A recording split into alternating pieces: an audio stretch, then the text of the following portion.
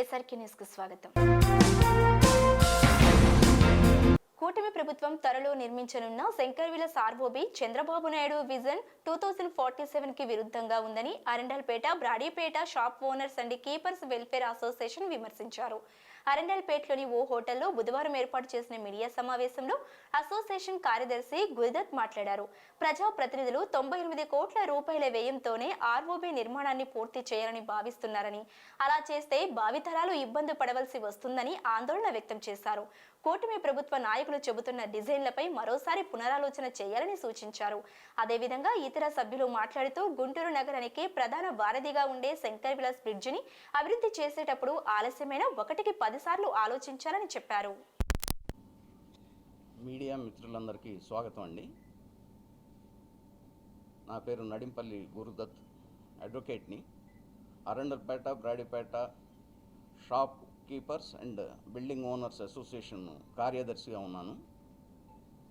ఈ సంస్థని 2016లో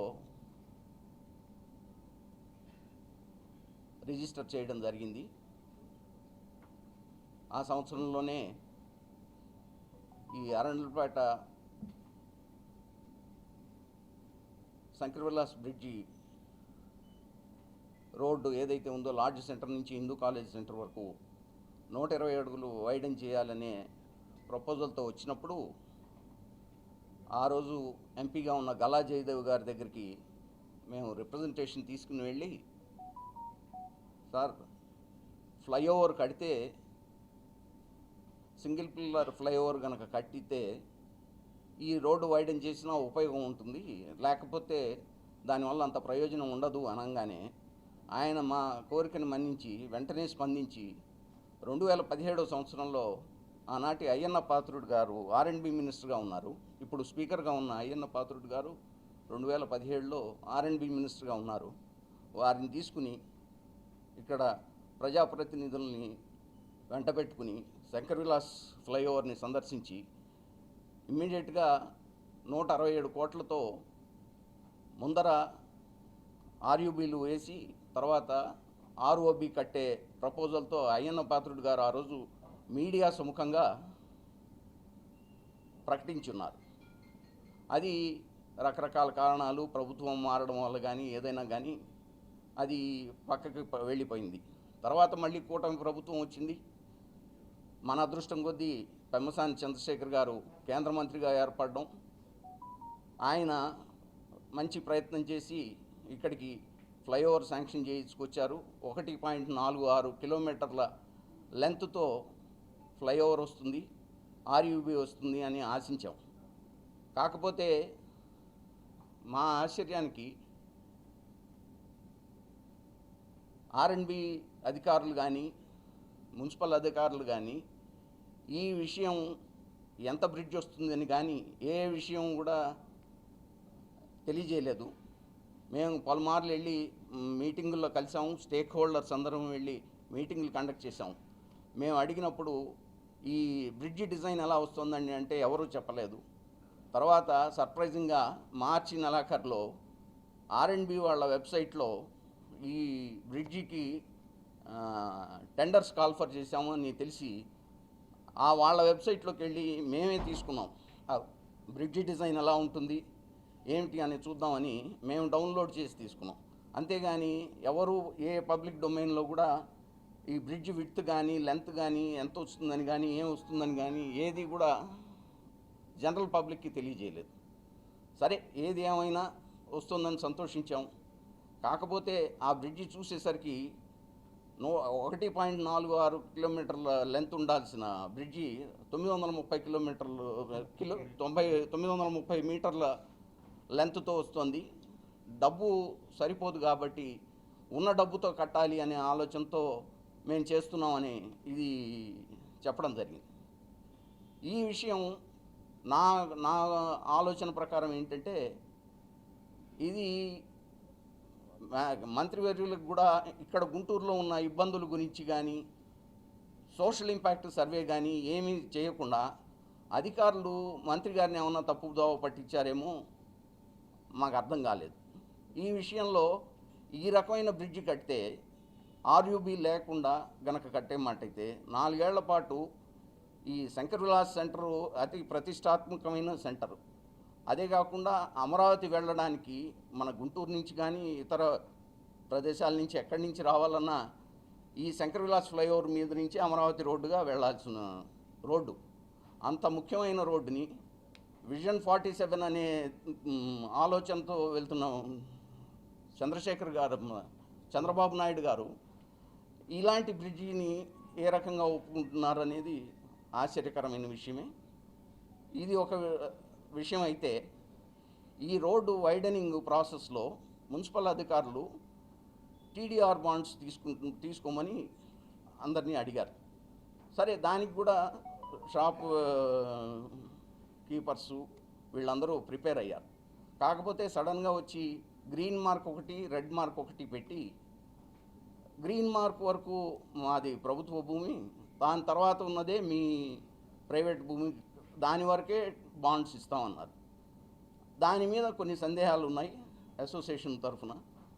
దానివల్ల అందరం కలిసి కూర్చుని ఇది ల్యాండ్ అక్విజిషన్ ప్రకారం వెళ్ళండి, అంతేగాని టీడీఆర్ బాండ్ కాదు.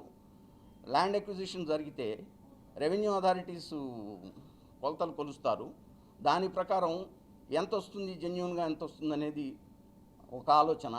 రెండవ విషయం ఏంటంటే,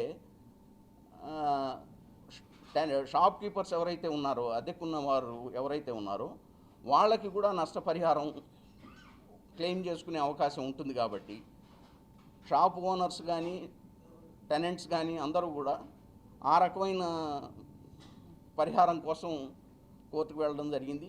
అంతేగాని మా అసోసియేషన్ కానీ మేము కానీ ఏ రోజున కూడా ప్రభుత్వానికి సహకరిస్తూనే ఉన్నాం. ఆ సహకరించడంలో ప్రాసెస్గానే ఈ 98 కోట్ల బ్రిడ్జి కోసం ఇంత కాంపెన్సేషన్స్ ఇచ్చుకుని ఈ కాస్త బ్రిడ్జి కట్టే బదులు కాస్త డబ్బు ఎక్కువైనా మేము కోరేది ఏంటంటే, చంద్రబాబు నాయుడు గారి దృష్టికి, సీఎం గారి దృష్టికి పెమ్మసాని చంద్రశేఖర్ గారిని తీసుకుని వెళ్ళి పెద్ద బ్రిడ్జియే శాంక్షన్ చేయించుకుంటే బాగుంటుందని మా ఉద్దేశం అండి. ఆ ఉద్దేశంతోనే మేము ఇది చేస్తున్నాం తప్పితే, కొంతమంది అంటున్నట్టు మేము బ్రిడ్జిని అడ్డుకోవడం కానీ అపోహలు క్రియేట్ చేయడం కానీ మేము ఏ రోజు ప్రయత్నం చేయలేదు, అది జరగట్లేదు. ఏమైందంటే, ఇక్కడ ఆర్ఎండ్బి అధికారులు అది మరి ఏ రకంగా వారు సూచనలు సలహాలు ఇచ్చారో మంత్రి గారికి మనకు తెలియదు. కానీ ఈ రకమైన బ్రిడ్జి కడితే మాత్రం అది మన గుంటూరు ప్రతిష్టకి, మన కూటమి ప్రభుత్వం ప్రతిష్టకి కూడా దెబ్బ తగులుతుందని మా ఆలోచన. శ్రీనివాసరావు అండి నా పేరు. Arundelpet, Brodipet shop owners and shop keepers welfare association మెంబర్గా దాని తరఫున నేను ఇప్పుడు చెప్తున్నానండి. యాక్చువల్గా ఈ ఫ్లైఓవరు, బ్రిడ్జి, ఈ తతంగం అంతా రన్ అవుతూ ఉండగా మేము ఆల్రెడీ కమిషనర్ గారికి, కలెక్టర్ గారికి, ఆర్ఎండ్బి అఫీషియల్స్కి, సూపరింటెండెంట్ ఆఫ్ పోలీస్, ఎస్పీ వీళ్ళందరికీ కూడా మేము రిప్రజెంటేషన్స్ పెట్టాము. పెట్టినప్పుడు వాళ్ళు 1-2 సార్లు మమ్మల్ని పిలిచారు. మేము చెప్పదలుచుకున్న వెర్షన్స్ అన్నీ మేము చెప్పాము. కానీ అందులో ఏ ఒక్క సజెషన్ కూడా వాళ్ళు పాటించలేదు. ఫ్లైఓవర్ నిర్మించడానికన్నా ముందుగా ఎక్కడెక్కడ ఆర్యూవీలు కట్టవచ్చో అక్కడక్కడ ఆర్యూవీలు కట్టి ఆ తర్వాత ఫ్లైఓవర్ కన్స్ట్రక్షన్ మొదలేసుకోండి అని చెప్పాము. మేము మొదటి నుంచి చెబుతుంది ఫ్లైఓవర్, ఫ్లైఓవర్, ఫ్లైఓవర్. ఎక్కడ బ్రిడ్జి అన్న మాట మేము వాడలేదు. ఎందుకంటే బ్రిడ్జి అంటే జస్ట్ ఏదైనా ఒక అబ్స్టకిల్ ఉంటే దాన్ని దాటడం కోసం మాత్రమే బ్రిడ్జి వాడతాం. కానీ ఫ్లైఓవర్ అంటే ఇట్స్ అన్ ఎలివేటెడ్ ఫ్లైఓవర్. ఎక్కడైతే ట్రాఫిక్ కంజెషన్ ఉంటుందో ఆ ట్రాఫిక్ కంజెషన్స్ని, క్రాస్ రోడ్స్ అలాంటివి ఉన్న చోట సిగ్నల్ లైట్స్ని అవాయిడ్ చేయడం కోసం ఫ్లైఓవర్ వేస్తారు. ఇప్పుడు గుంటూరుని ఇందాక మన వాళ్ళు చెప్పినట్లు 2 సెంటర్లు, bus stand centre, Jinnah tower centre దాటి వస్తే అరండల్పేట, బ్రాడీపేట అని అంటారు. గుంటూరు అంటే ఈ నోటేషన్తోనే ఎక్కడైనా తెలుస్తుంది, మనం ఎక్కడ పురుగురులో ఎక్కడ అడిగినా. కానీ అంత ప్రాముఖ్యం ఉన్న ఈ ఫ్లైఓవర్ సెంటర్ని, బ్రాడీపేట, అరండల్పేట సెంటర్ని ఒక చిన్న బ్రిడ్జితో సరిచేయాలని వీళ్ళు అనుకుంటున్నారు. అదొక చిన్న తప్పండి. ఆ రోజున బ్రిడ్జి కట్టారంటే 60 సంవత్సరాల క్రితం 58లోనే వాళ్ళు లెక్కేసుకొని అన్నీ చూసుకొని ఇక్కడ కట్టొచ్చు అనుకున్నారు.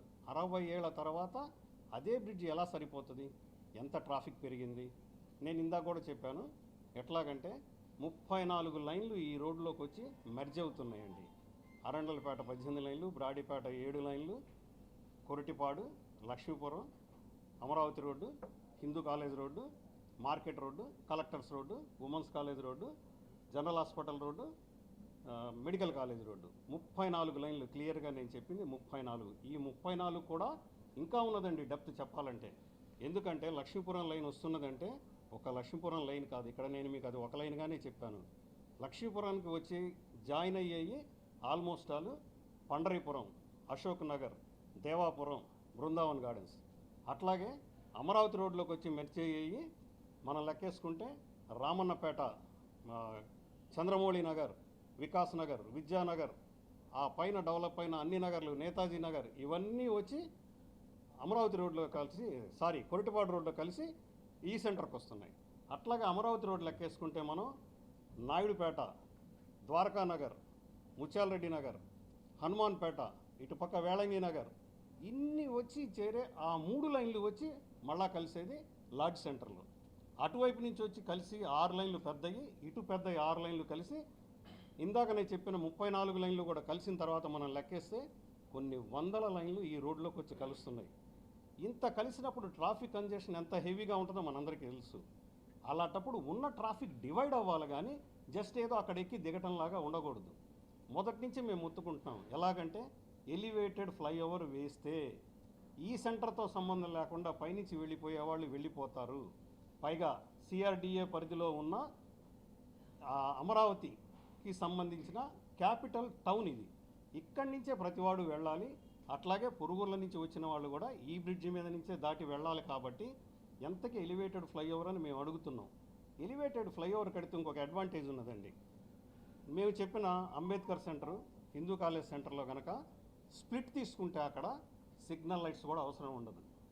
ఎప్పుడు ల్యాండింగ్స్ దగ్గర సిగ్నల్ లైట్స్ కనుక లేకపోయేట్లయితే బోలెడంత ఫ్యూయల్ ఆదా అవుతుంది, టైం ఆదా అవుతుంది, చాలా కన్వీనియంట్గా కూడా ఉంటుంది, ట్రాఫిక్ ఎక్కడ ఇబ్బంది ఉండదు. మరి ఇంత విజనరీ ఉన్న మన వాళ్ళు ఎందుకని ఇది ఆలోచించట్లేదో తెలియట్లేదు. మేబీ బ్యూరోక్రాట్స్ అలాగ రిప్రజెంట్ చేసి వాళ్ళని ఆ వచ్చిన ఫండ్స్తో సరిపెట్టడం కోసం వాళ్ళు చేస్తున్నారు. కానీ సేతు బంధన్ పథకం అనేది ఇక్కడ మనకి సూటబుల్ కాదు. అది విలేజెస్లో ఉన్న లెవెల్ క్రాసింగ్ల దగ్గర మాత్రమే అది వేయాలి. మనకి ఇక్కడ కావాల్సింది ఎలివేటెడ్ ఫ్లైఓవర్. ఈ ఎలివేటెడ్ ఫ్లైఓవర్ వేస్తేనే ఇక్కడ సూటబుల్ అని మేము అంటున్నాం తప్పితే ఎప్పుడు మేము కాదండి, ఏ ఆర్గనైజేషన్ కూడా ఇవాళ బ్రిడ్జి వద్దు అని అట్లా వ్యతిరేకించట్లా. అందరూ చెబుతుంది దీనికి సంబంధించిన బెటర్ సూచనలే. ఆ సూచనలను ఎందుకు పరిగణించట్లేదు? ఇన్ని రోజుల నుంచి 6 నెలల నుంచి తపన పడుతూ, 3 నెలల నుంచి జేఏసీ వాళ్ళు తపన పడుతూ ఇంత చెబుతున్నా కూడా పెమసాని గారి దగ్గరికి వెళ్ళలేదా? చంద్రబాబు గారి దగ్గరికి వెళ్ళలేదా? ఎందుకు వెళ్ళలా? ఏం జరుగుతున్నది? ప్రెస్ నుంచి కూడా అంతంత చూస్తున్నప్పుడు వాళ్ళు ఎందుకు రెస్పాండ్ అవ్వట్లేదు? పైగా వాళ్ళు చేస్తున్న తప్పు కప్పిపుచ్చుకోవటానికి బిజినెస్ పీపుల్ అడ్డపడుతున్నారు, లేకపోతే కొన్ని సంఘ వ్యతిరేక శక్తులు అడ్డుపడుతున్నాయి అనే ఒక వర్డింగ్ వాడారు. అది పొరపాటండి. వాళ్ళ తప్పును కప్పిపుచ్చుకోవటానికి ఎప్పుడూ కూడా ఎదుటి వాళ్ళ మీద నింద వేయకూడదు. ఎందుకంటే బిజినెస్ పీపుల్ ఎవ్వరు ఇవ్వట్లేదు అని చెప్పలా. వాళ్ళు శుభ్రంగా క్లియర్గా చెప్పారు. ఏమని? మా ల్యాండ్స్ ఇస్తున్నా ఉన్నారు. కాకపోతే వాళ్ళు అడిగింది ఏంటంటే టీడీఆర్ బాండ్లు మాకు వద్దు, వాల్యూలెస్ టీడీఆర్ బాండ్లు. చాలా చోట్ల ఫేక్ టీడీఆర్ బాండ్స్ ఉన్నాయి. ఆ ఫేక్ టీడీఆర్ బాండ్సే కాదు, ఆ బాండ్లు చాలా వరకు అండర్ సేల్ వెళ్తున్నాయి. 30%, 40% బిలో సేల్ అవుతున్నాయి. కాబట్టి అవి మాకు వద్దు అనని వాళ్ళ బెటర్మెంట్ కోసం వాళ్ళు కోర్టుకు వెళ్ళారే తప్ప ఎక్కడ కూడా ఫ్లైఓవర్ ఆపటానికని కోర్టుకు వెళ్ళలేదండి. వాళ్ళు అడిగింది ఏంటంటే fair compensation and transparent information and land ఎక్విజిషన్లో తీసుకునేట్లయితే మాకు రిహాబిలిటేషన్ అండ్ రీసెటిల్మెంట్ కుదురుతుందని ఆ 2030 యాక్టింగ్ ప్రకారం మాకు ఇవ్వాల్సిన బెనిఫిట్స్ ఏవో ఇవ్వమని మాత్రమే అడిగారు. అది కూడా ఆల్రెడీ హైకోర్టు ఇచ్చిన తీర్పే. ఆ తీర్పుని వైలేట్ చేయకుండా కోర్టు ప్రొసీజర్ ఏమున్నదో అదే ఫాలో అవుతూ ఈ అందరికీ న్యాయం చేయమనే అడిగారు. కానీ ఎవ్వరూ ఇక్కడ వద్దని లేదండి. కాబట్టి అవకాశం ఉన్నంత వరకు మన వాళ్ళు గమనించాల్సింది ఏంటంటే పెరుగుతున్న ట్రాఫిక్ దృష్ట్యా కానీ, ట్రాఫిక్ కంజెషన్ లేకుండా ఉండాలన్నా కానీ, అందరికీ మంచి జరగాలన్నా నెక్స్ట్ 60 to 70 ఇయర్సో ఇంకో 100 ఇయర్సో ఇది ఉపయోగపడాలన్నా ఇప్పుడు తెచ్చిన 98 కోట్ల రూపాయలు నీళ్లలో పోసినట్టు వేస్ట్ చేయకుండా ప్రజోపయోగకరమైన ఒక ఫ్లైఓవర్ని నిర్మించమని అడుగుతున్నాం. అది కూడా సింగిల్ పిల్లర్ ఫ్లైఓవర్. ఎందుకు సింగిల్ పిల్లర్ అంటున్నామంటే, ఎప్పుడైతే పిల్లర్ ఒక 10-15 ఫీట్ వేసుకొని వాళ్ళు కట్టేట్లయితే ఆల్రెడీ 100 మీటర్స్ పైన ఉన్నది. ఇప్పుడున్న రోడ్లన్నీ 100 మీటర్స్ కాదు, 100 ఫీట్ 100 ఫీట్ విడ్త్ ఆల్రెడీ ఉన్నది. కాబట్టి ఒక 15 ఫీట్ పోయినా కానీ 85 అడుగులు అవైలబిలిటీ వస్తుంది. శుభ్రంగా కింద 2 వే, 2 వైపులా 2 వే వస్తుంది అనమాట, పిల్లర్స్ కట్టి ఇటు. అంత ఇది ఉన్న దీన్ని ఎందుకు వీళ్ళు కన్సిడర్ చేయట్లేదు? పైగా ఇన్ని రోజులు మేము చెప్పినప్పుడు ఆర్యూబీ కూడా కడతాము, దానికి ప్రొవిజన్ ఏర్పాటు చేయండి అని పెమ్మసారి గారు కూడా వాళ్ళకి చెప్పినప్పుడు ఓకే అని, దాన్ని మళ్ళా తర్వాత మొన్న స్టేట్మెంట్ ఇచ్చేటప్పుడు కమిషనర్ గారు కానీ కలెక్టర్ గారు కానీ టెక్నికల్గా ఆర్యూబీ కుదరదు అని అన్నారు. ఎందుకు కుదరదు సార్ ఆర్యూబీ? ఇవాళ నీళ్లలో పిల్లర్లు వేసి కడుతున్నారు, నదుల్లో వేసి కడుతున్నారు, ఎలివేటెడ్ ఫ్లైఓవర్స్, హ్యాంగింగ్ ఫ్లైఓవర్స్ కడుతున్నారు. ఇంత అడ్వాన్స్డ్ అయి ఉన్నప్పుడు కూడా కుదరదు అని చెప్పడం చాలా హాస్యాస్పదంగా ఉంది. ఇదేదో తప్పించుకోవడానికి చెప్పటం ఎలాగా? మనం అబ్జర్వ్ చేస్తే ఇంకొక మాట కూడా అన్నారు మొన్న కమిషనర్ గారు, ఎక్కడైనా టోల్ గేట్ ఉంటే చుట్టుపక్కల అది తీసేసేయండి, మేము ఆర్యూబీకి శాంక్షన్ చేస్తామన్నారు. ఎందుకండి? 30 కిలోమీటర్ల దూరం ఉన్న విజయవాడలో 1 టౌన్లో రోడ్డు ఉన్నది, రైల్వే ట్రాక్ ఉన్నది, కంట్రోల్ రూమ్ నుంచి ఓవర్ బ్రిడ్జ్ ఉన్నది, ఎలివేటెడ్ ఫ్లైఓవర్ కనకదుర్గ ఫ్లైఓవర్ ఈ చివరి నుంచి ఆ చివరికి ఉన్నదండి. ఇంత ఇది మన 30 కిలోమీటర్ల దూరంలో ఉన్న విజయవాడలో జరగంగాలేంది గుంటూరులో జరగకూడదా? దీనికల్లా మనకి కావాల్సింది ఇక్కడ ఉన్న అఫీషియల్స్కి కానీ ప్రతినిధులకు కానీ ఈ సమస్య యొక్క తీవ్రత, దాని అవగాహన, దీన్ని పరిష్కరించాలన్న చిత్తశుద్ధి, ఈ 3 ఉంటే ఖచ్చితంగా అనుకున్నది సాధ్యమవుతుంది. వాళ్ళు ఖచ్చితంగా తేగలరు. ఇది ఎందుకంటే చంద్రబాబు గారు విజనరీ 2047 గురించి ఆలోచిస్తున్నారు. బట్ ఈ బ్రిడ్జి 2047 కాదండి. నన్ను అడిగితే 3007 దాకా కూడా ఇది. రాష్ట్రంలో 1,21,000 హెక్టార్లలో నల్లబర్లి, తెల్లబర్లి, వర్జనీయ పొగాకు పండుతుందని ఆంధ్రప్రదేశ్ రైతు సంఘాల సమన్వయ సమితి రాష్ట్ర ప్రధాన కార్యదర్శి ప్రసాద్ గుర్తు చేశారు. బ్రాడీపేటలోని పిఎల్ రావు భవన్లో బుధవారం జరిగిన రైతు సంఘాల సమన్వయ సమితి సమావేశంలో భాగంగా ప్రసాద్ మాట్లాడారు. పొగాకును ప్రభుత్వం కొనుగోలు చేయాలని, లేని పక్షంలో గతంలో ప్రకటించిన విధంగానే మే 5న ముఖ్యమంత్రి కార్యాలయాన్ని ముట్టడిస్తామని హెచ్చరించారు. రాజమోహన్ రావు మాట్లాడుతూ రాష్ట్రంలో పొగాకు రైతులను ప్రభుత్వం తీవ్రంగా మోసం చేస్తుందని మండిపడ్డారు. కంటి తుడుపు చర్యగా అధికారులు రైతు సంఘాలతో సమావేశాన్ని ఏర్పాటు చేశారని, ఆ సమావేశంలో ఇచ్చిన హామీలను సత్వరమే అమలు చేయాలని డిమాండ్ చేశారు. జమలయ్య, అజయ్ కుమార్, కొల్లి రంగారెడ్డి తదితరులు ఈ సమావేశంలో పాల్గొన్నారు. కేవీవి ప్రసాద్, ప్రధాన కార్యదర్శి, ఆంధ్రప్రదేశ్ రైతు సంఘం. ఈరోజు రైతు సంఘాల సమన్వయ సమితి ఆధ్వర్యంలో నిన్న గుంటూరు లాంఫామ్లో వ్యవసాయ శాఖ మంత్రి అచ్చెన్నాయుడు గారి సమక్షంలో అధికారులు,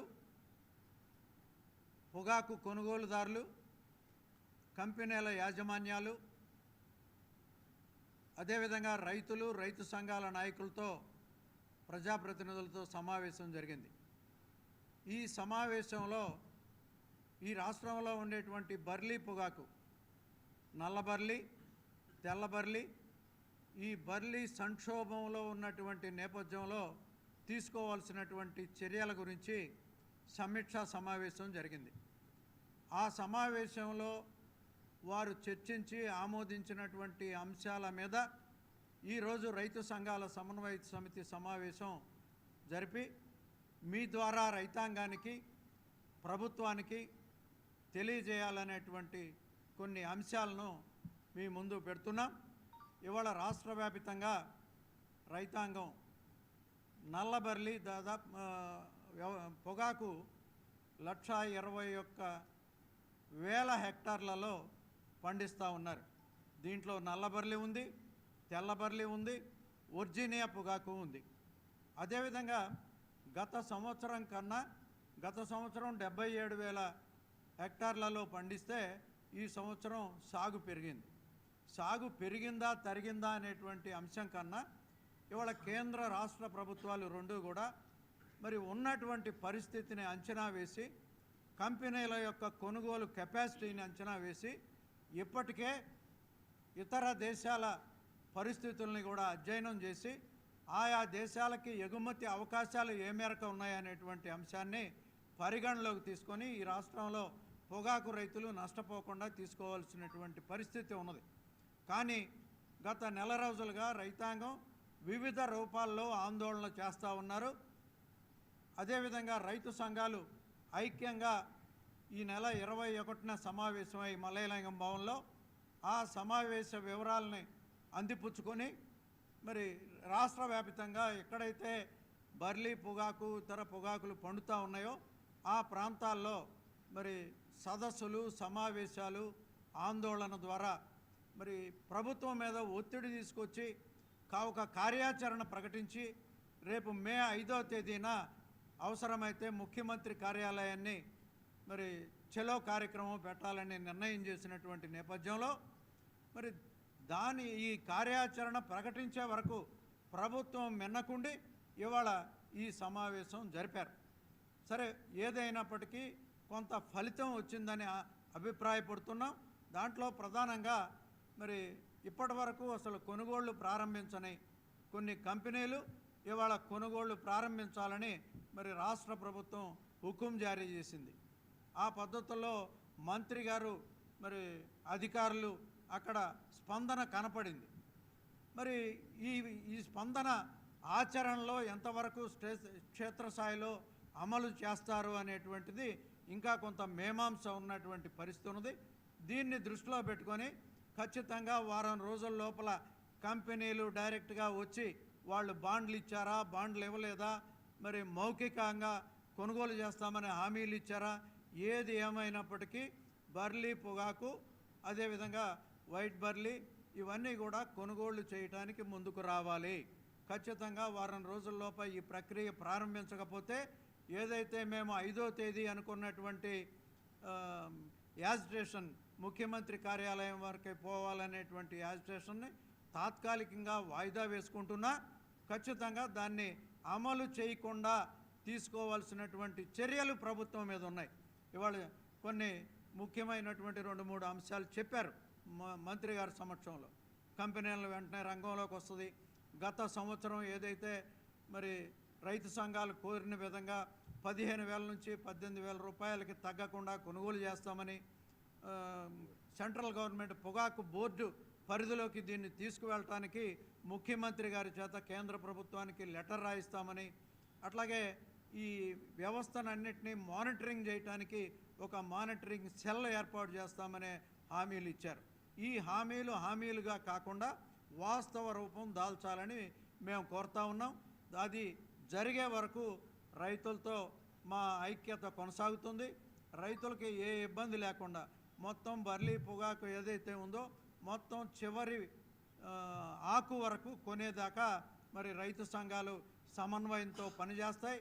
ఈ సమన్వయ సమితి అన్ని ప్రాంతాల్లో తిరిగి ఉన్నటువంటి సమస్యలను అధ్యయనం చేసి అట్లాగే కంపెనీల వాళ్ళు ఏ కంపెనీ ఎంతమంది రైతులకి బాండ్లు ఇచ్చారు, అట్లాగే లిఖితపూర్వకంగా రాసిచ్చారు, వీటన్నిటిని కూడా పరిగణలోకి తీసుకొని అవసరమైతే ఆ కంపెనీల దగ్గర కూడా ఒత్తిడి చేసేటువంటి కార్యక్రమాన్ని చేపట్టాలని చెప్పి ఇక్కడ నిర్ణయించాం.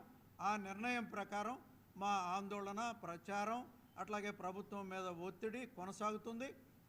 అదే పద్ధతిలో ఏదో ముఖ్యమంత్రి గారి చేత లెటర్ రాయించి ఊరుకోకుండా కేంద్ర ప్రభుత్వం దగ్గరికి అవసరమైతే ఎంపీలను పంపి ఖచ్చితంగా పొగాకు బోర్డులోకి బర్లీ వైట్ బర్లీ పొగాకుని చేర్చి మరి ఆరోపంలో కొనుగోళ్లు జరిగేటట్టు కృషి చేయాల్సినటువంటి అవసరం ఉంది. అదేవిధంగా మరి వర్జీనియా పొగాకు పరిస్థితి కూడా ఈ సంవత్సరం చాలా దారుణంగా తయారవుతూ ఉంది. వర్జీనియా పొగాకు వేసుకున్నటువంటి ప్రతి రైతు ఒక్కొక్క బ్యారన్కి 4 నుంచి 5 లక్షల రూపాయలు నష్టం వస్తుందని అభిప్రాయంలో ఉన్నారు. గత సంవత్సరం కన్నా సాగు పెరిగింది. అయితే ఇవాళ బోర్డు అధికారులు కానీ కంపెనీల వాళ్ళు కానీ చెప్పేది ఏమిటంటే ఈ సంవత్సరం మరి సాగు పెంచారు, మేము చెప్పినా వినడం లేదు రైతులు అంటున్నారు. ఇది వాస్తవమా? పొగాకు బోర్డు గత సంవత్సరం 147 మిలియన్లకి ఆమోదం తెలిపితే ఈ సంవత్సరం 167 మిలియన్లకి పైగా ఆమోదించింది. మరి సాగు తగ్గించాలని మీరు చెప్తున్నటువంటి వాదన నిజమైతే ఇది ఎందుకు పెంచింది? మీరు అనుమతి ఇవ్వకూడదు కదా. అనుమతి ఇచ్చి మీ తప్పుని ఇవాళ రైతుల మీద నెట్టేటువంటి పరిస్థితి చేయటం కరెక్ట్ కాదు. కాబట్టి మొత్తం పొగాకుని, వర్జీనియా పొగాకుని కూడా కొనుగోలు చేసేదానికి ప్రభుత్వం మీద ఒత్తిడి తీసుకురావాల్సినటువంటి అవసరం ఉంది. ప్రభుత్వం కూడా ఆ రకమైనటువంటి ఒత్తిడి కంపెనీల మీద తీసుకురావాలి. మేము రైతు సంఘాలుగా అందరం కూడా ఎక్కడైతే పొగాకు, వర్జీనియా పొగాకు రైతులు పండించారో ఆ ప్రాంతాల్లో ఉన్న వేలం కేంద్రాలు కూడా పరిశీలన చేసి రైతులకు జరిగేటువంటి నష్టం, ఇవాళ జరుగుతున్నటువంటి పరిస్థితి, వాటి అన్నిటినీ కూడా అధ్యయనం చేసి అవసరమైతే మరొక్కసారి అందరం కూడా మీట్ అయ్యి ప్రభుత్వం దృష్టికి ఈ అంశాలన్నింటినీ కూడా తీసుకువెళ్ళేటువంటి కార్యాచరణ చేస్తామని చెప్పి తెలియజేస్తామండి. మళ్ళీ సాగు చేసినటువంటి రైతులు తీవ్రమైనటువంటి ఆందోళనలో ఉన్నారు. వేరే పంటలు ఏమీ కూడా లాభదాయకంగా లేనటువంటి పరిస్థితుల్లో బర్లీ పొగాకును సాగు చేశారు. గత సంవత్సరం 15,000, 18,000 దాకా కొన్నటువంటి పొగాకుని ఇప్పుడు 5,000, 10,000కి, 8,000కి, 2,000కి ఎట్లా పడితే అట్లా కంపెనీలు, బ్రోకర్లు, ఏజెంట్ల దాకా కొని రైతుల్ని మోసం చేస్తున్నారు. ఈ పరిస్థితుల్లో మన ప్రాంతంలో ఉన్నటువంటి రైతులు ఆందోళనకు దిగారు. గత ఈ 3 నెలల నుంచి సమావేశాలు, సదస్సులు, ధర్నాలు కలెక్టర్ ఆఫీస్ దగ్గర, మండల ఆఫీస్ దగ్గర చేసినటువంటి ఫలితంగా నిన్న రాష్ట్ర ప్రభుత్వం, వ్యవసాయ శాఖ మంత్రి, వ్యవసాయ శాఖ అధికారులు, చీఫ్ సెక్రటరీ వాళ్ళందరూ కూడా సమావేశం ఏర్పాటు చేశారు. దాంట్లో ఈ కంపెనీ ప్రతినిధులు కూడా వచ్చారు. పొగాకు బోర్డు చైర్మన్, అధికారులు వాళ్ళు వచ్చారు. రైతు సంఘ ప్రతినిధులుగా మేమంతా కూడా దాంట్లో పాల్గొన్నాం. రైతులు పడుతున్నటువంటి ఇబ్బందులను చెప్పాం. ఇప్పుడు చెప్పినటువంటి వాటన్నిటి కూడా వాళ్ళు ప్రభుత్వం అంగీకరించింది. ప్రభుత్వానికి వాస్తవంగా ₹1 కూడా అదనంగా ఖర్చు కాదు. ఎందుకంటే కొనేది ప్రభుత్వం కాదు, కొనేది కంపెనీలు. మీరు కొనాల్సిందే అన్నారు. సరే కొంటాంలేండి అని చెప్పారు వాళ్ళు. ఎంతవరకు అమలుపరుస్తారా, అమలుపరచరా అనేటువంటిది ఆచరణలో చూడాలి. కంపెనీలు కనుక కొనకపోతే ప్రభుత్వం తన యొక్క సిబ్బంది ద్వారా, మార్కెట్ ద్వారా, లేకపోతే ఏదో ప్రభుత్వ సంస్థ ద్వారా అది కొనిపించాలని చెప్పాం.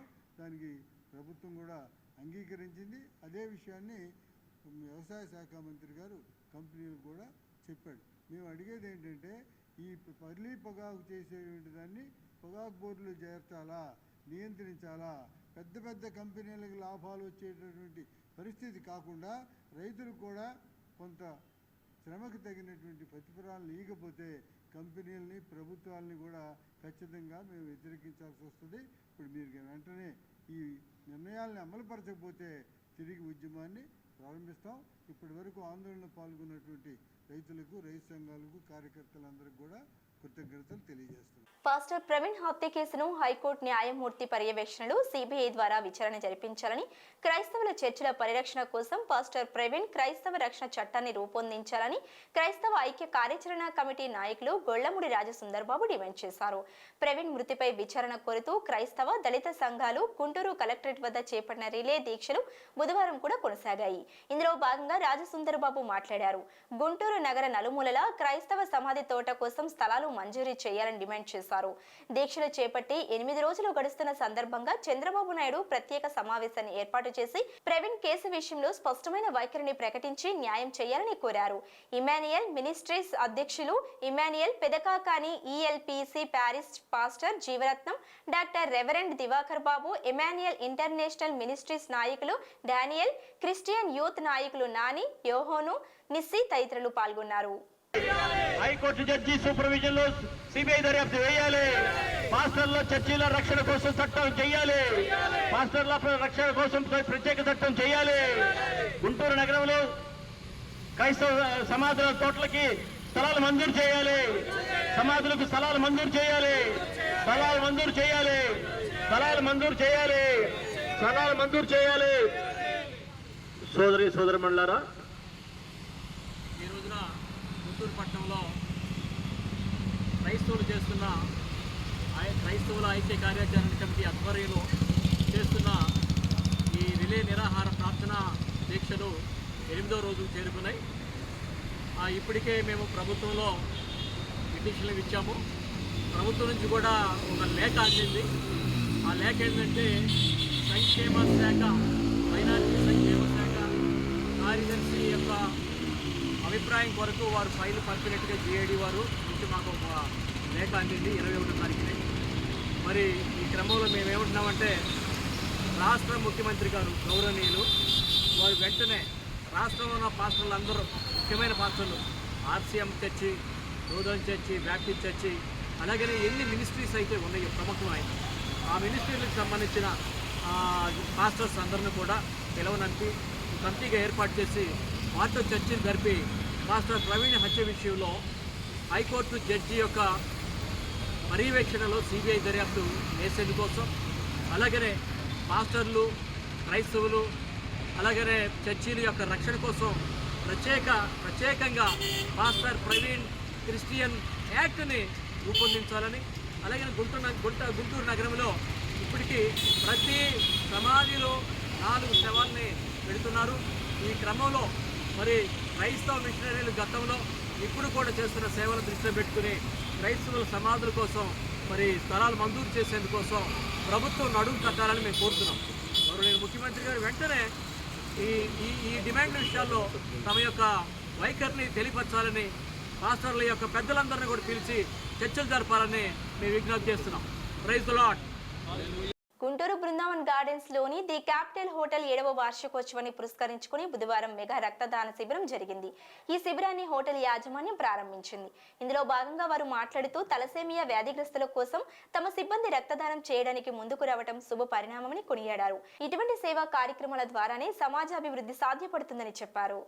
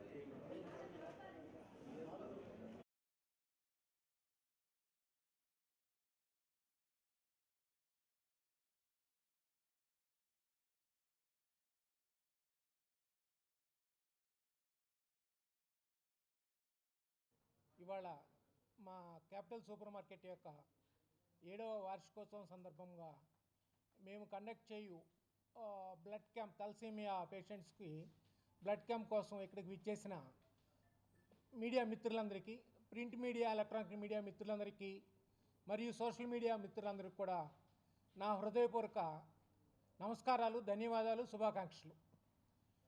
గత 7 సంవత్సరములుగా ది క్యాపిటల్ హోటల్ మన గుంటూరులో ఎలాంటి సర్వీసెస్ ఇస్తుంది మీ అందరికి కూడా తెలిసిన విషయమే. అంటే అసలు ఈ క్యాపిటల్ సూపర్ మార్కెట్కి క్యాపిటల్ హోటల్కి బ్యాక్ బోన్ విజేత సూపర్ మార్కెట్.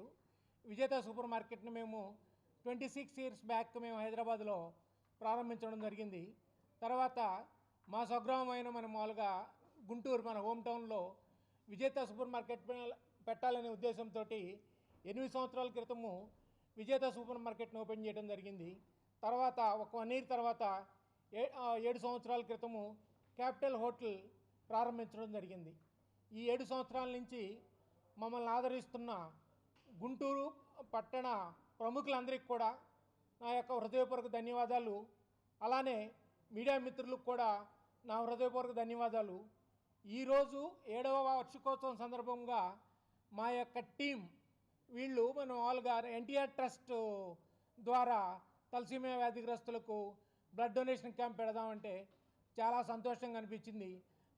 అంటే మాకే కాకుండా మా కింద మనం మామూలుగా మా టీముకు కూడా ఇలాంటి స్పిరిట్ ఉండటము ఎంతైనా అభినందనీయము. అందువలన వాళ్ళకు కూడా నా యొక్క హృదయపూర్వక ధన్యవాదాలు తెలియజేస్తున్నాను. ఇవాళ ఈ కార్యక్రమాన్ని మీ అందరి సహకారంతో విజయవంతం చేస్తామని మేము కోరుకుంటున్నాము. అందరికీ ధన్యవాదములు. మన 7th యానివర్సరీ ఇంత సక్సెస్ఫుల్గా 7 ఇయర్స్ నుండి సక్సెస్ఫుల్గా మనము క్లిక్ చేయగలిగామంటే మా టీం అందరి సహకారం డెఫినెట్గా ఉంటుంది. టు ఆల్ డిపార్ట్మెంట్స్ అందరికీ చాలా థ్యాంక్స్ అండ్ అభినందనలు. అలాగే మా గుంటూరు టౌనే కాకుండా హైదరాబాద్ నుండి కానీ మిగతా సిటీస్ నుండి వచ్చే వాళ్ళందరూ కూడా చాలా అప్రిషియేట్ చేస్తున్నారు. దానికి కారణం మా all departments, capital hotel all departments డెడికేటెడ్గా వర్క్ చేయటము, మన పిన్ టు పిన్ మనము వాళ్ళకి గైడ్లైన్స్ ఇవ్వడం ద్వారా కానీ వాళ్ళందరూ వచ్చిన అందరూ మ్యాక్సిమం హ్యాపీగా ఫీల్ అవుతున్నారు. దానికి మెయిన్ మా టీం అందరికీ చాలా కృతజ్ఞతలు తెలుపుకుంటున్నాను. అలాగే ఫ్యూచర్ కూడా ఇలాగే పేరు తీసుకురావాలని కోరుకుంటున్నాను. అలాగే ఈరోజు ఈ ప్రోగ్రామ్ కండక్ట్ చేయటం ద్వారా మనం ఒక సోషల్ రెస్పాన్సిబిలిటీ ఫుల్ఫిల్ చేస్తున్నందుకు సంతోషంగా ఉంది. ఇది ఇలాగే మనము కొన్ని ఇలా సోషల్ యాక్టివిటీస్ చేయడం ద్వారా మనము సొసైటీకి కొంచెము మనము కూడా సర్వీస్ చేస్తున్న తృప్తినిస్తుంది. ఫ్యూచర్ కూడా ఇలాగే కొనసాగాలని కోరుకుంటున్నాను. ఈ వార్తలు ఇంతటితో సమాప్తం. నమస్కారం.